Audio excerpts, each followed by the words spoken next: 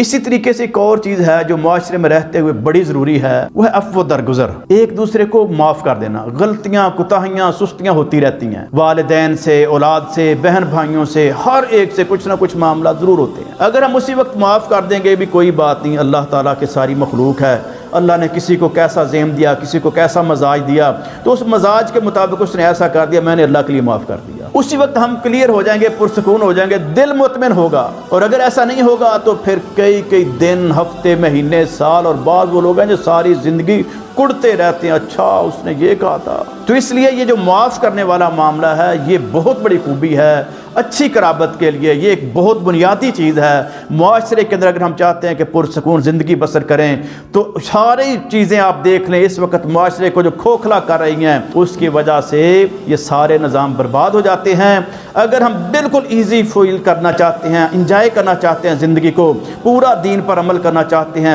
بہترین قسم کی اپنی قرابت بنانا چاہتے ہیں، اپنی اچھی قرابت کو جو کہ ہمارے لیے واقعتاً جنت میں جانے کا باعث بن جائے، تو پھر ہمیں اگنور کرنا، معاف کرنا، بھلا دینا، چھوڑ دینا، ان کے لیے معافی کی دعائیں کرنا، اللہ سے التجائیں کرنا، یہ رویہ اختیار کرنا ہوگا۔ یقیناً اس سے دنیا ہماری بڑی پرسکون اور بہترین ہو جائے گی، اور آخرت کے اندر جو اللہ تعالیٰ انعامات دے گا شاید اس کا تو ہم نے تصور ہی نہیں کیا۔